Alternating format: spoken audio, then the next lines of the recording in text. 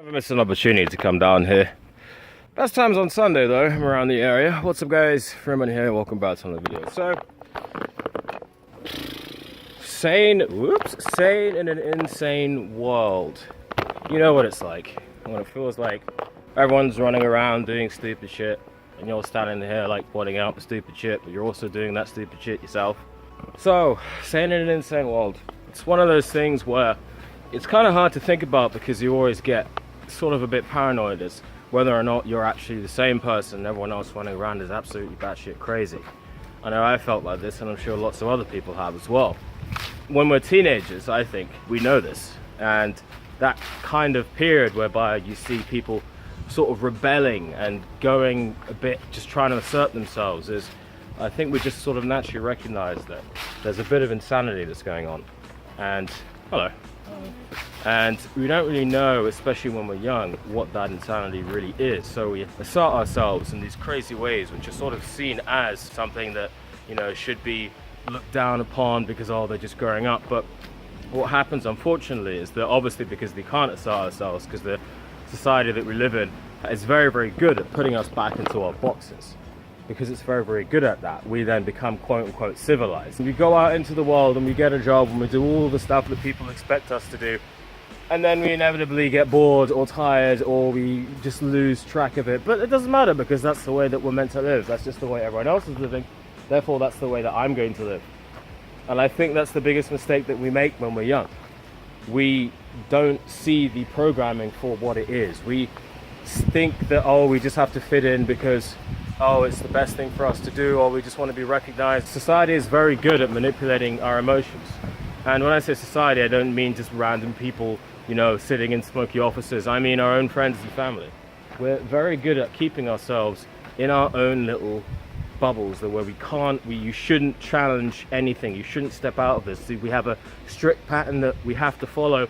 And if you don't follow that, the punishment is ostracization, or it's mocking, or it's all the things that someone when they're young cannot biologically and psychologically take, because when you're young you want to have a place. So when you step out of line and you receive that sort of treatment from people, parents, teachers, friends, and all this sort of stuff, you think, no, better not rock the boat, better just get a job, better just live a life that everyone else is living, and we invariably end up miserable for long periods of our life. Now, honestly, there hasn't been a single really successful and fulfilled person out there that hasn't had that same sort of understanding, or at least a sort of understanding whereby they think, okay, everyone's going in that direction, so I'm going to go in the other one. Steve Jobs, Bill Gates, Donald Trump as well. I'm not saying I'm a Trump supporter or anything. I'm not actually, but still. They all say the same thing, is that everyone told me not to do it, and I did it anyway, and now I'm successful. And quite honestly, imagine what it would be like if everyone had that same mindset. If everyone had that same mindset to say, you know what, I'm willing to challenge and go against the crowd. I'm willing to stand up for myself and try and do something about it. And if we all had that, I can absolutely guarantee that most people would not be living a crappy mundane life that they are today. You know, it's like I was always raised with the whole idea of, oh, you know, get a job, do this, do that, and have kids and then settle down. And there was always this underlying current of, you know, life is misery, life is suffering. Oh, you think it's hard now? Imagine what it's going to be like when you got to take care of 3 kids, you're going to do this and do that. And I always thought to myself, well, does it have to be? You know, does life have to be miserable? Oh yes, of course. You turn on the radio, you turn on the TV, life is hard. It's probably just a generational thing, but I honestly think that a lot of that is the consequences of their own choices. Now, not just their own choices because obviously we don't choose from the day that we're born, but I think it's their choices to remain under the radar, the choices to not stand up for what you actually think, invariably leads you into a life whereby you're just living mundane day-to-day tasks. But instead of facing that fact, what do most people do? They justify it by standing on top of all the hard work, all the papers they've pushed, all the tasks that they've done, and they say, oh yeah, look, see, I'm well established, I'm this, that, and the other, you know, so I don't have to face the fact that I spent the majority of my life doing nothing, because look at the size of my house, my car, you know, look at the size of my resume, look at all this stuff. And it's just fake. It's fake. Most people don't really mean it when they say that. I think most people are just really suppressed, and they repress themselves, and they've been repressing themselves for so long that they don't want to face the fact that they've been well adjusted to an insane society. And I'll leave you with a quote. Well, not leave you, I'll keep boasting. I'll mention a quote from a guy called Jiddu Krishnamurti. Look him up, he's quite a trip. He says that it's not a measure of health to be well adjusted to a profoundly sick society. It is not a measure of health to be well adjusted to a profoundly sick society. And we look around at all these people who are well adjusted, and many people, especially myself, I thought that, oh, all these people are doing really, really well. They're achieving all this stuff. It's me who's the strange one. It's me who's the one that needs to figure out what things. It's me who's broken.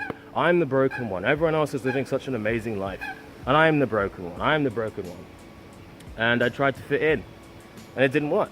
And I'm glad it didn't work. Honestly, I'm glad it didn't work, because half the time when I actually look back at it, I realized that if not for me getting really, really sick when I was younger and going through this whole path of like spirituality and personal development, I would have been living a life that everyone else would have wanted me to live, and I would have been miserable.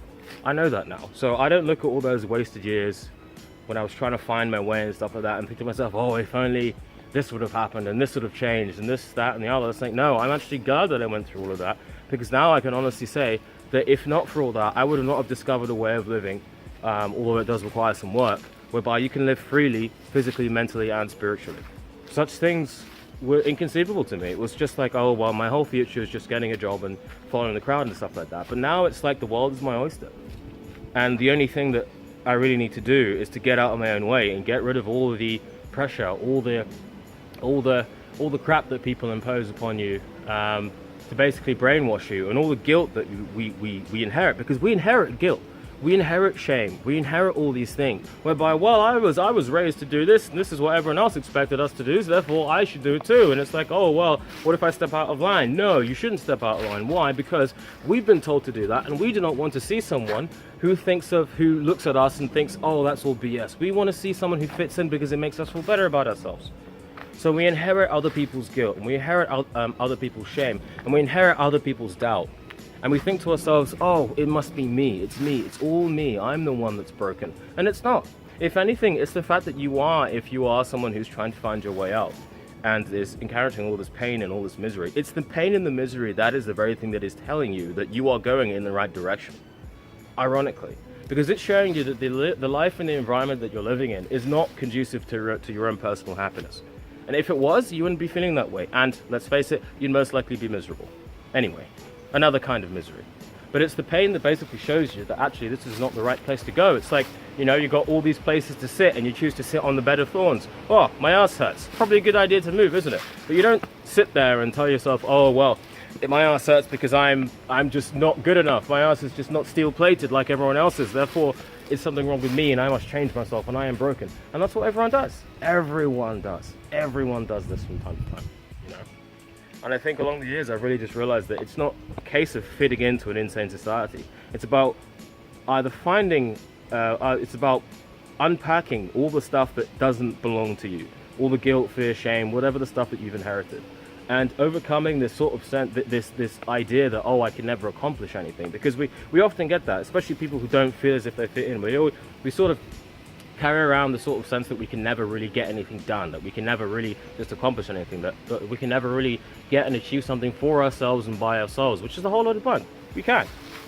But the first thing we've got to do, we have to deprogram ourselves. We have to get ourselves out of this matrix whereby we are guilting and shaming ourselves at this point into trying to adjust to, like I said, an insane society. So there will be pain, there will be struggle, there will be all this, but it's a guide that shows you that you're going in the right direction.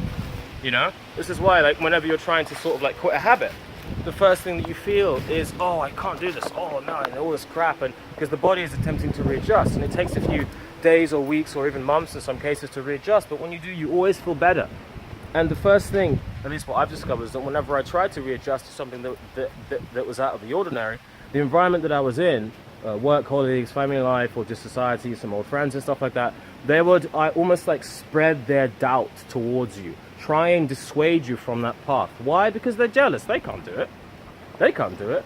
And like, to varying degrees, whenever I said that I was going to quit smoking or, you know, live a sugar-free lifestyle, there were certain people who would range from just outright hostile to the point where they're just saying, no, that's stupid, to just like casual dismissal and everything in between. Because people fundamentally do not want to see you free. I've said this before. No one wants you to be free. I think I made a video. I did make a video about that. No one wants you to be free. And check that out, by the way, because it elaborates more. No one wants you to be free because it reminds them of their own servitude. You being free reminds all the people who have worked all their lives in a lie that they have worked their lives in a lie and they cannot take it. They can't take it. So they'll push you down, they'll try and ignore you, they get cognitive dissonance, they do all this stuff. And like I said about the successful people, what do? They say, that's stupid, I'm going to do it anyway. I'm going to do it anyway, regardless of what you say. And so they're multi-millionaires, they're leaders of countries, they're entrepreneurs, they're millionaires by the time they're like 21 and stuff like that. And I'm not saying that money is a measure of success, but it's a very good indication, I would say, at least of success. But the most important part is that they're happy that they're doing it, and they wouldn't be doing anything else. They cannot honestly conceive of doing anything else, you see? So I am making a really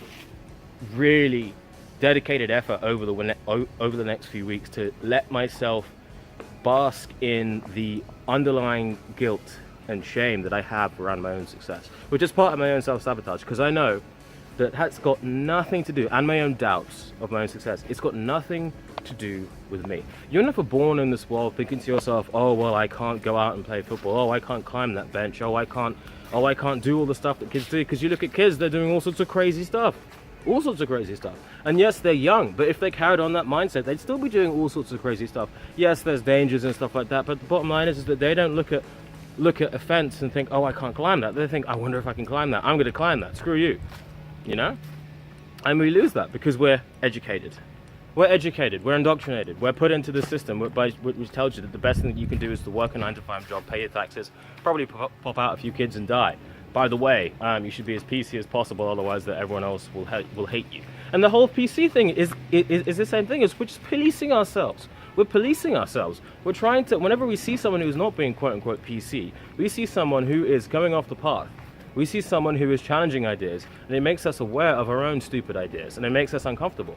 Because we don't want someone to point out the fact that they are adjusted to an insane society. No one wants anyone to tell them, you have chosen the wrong path. And so they'll do everything that they can to try and push you off that path.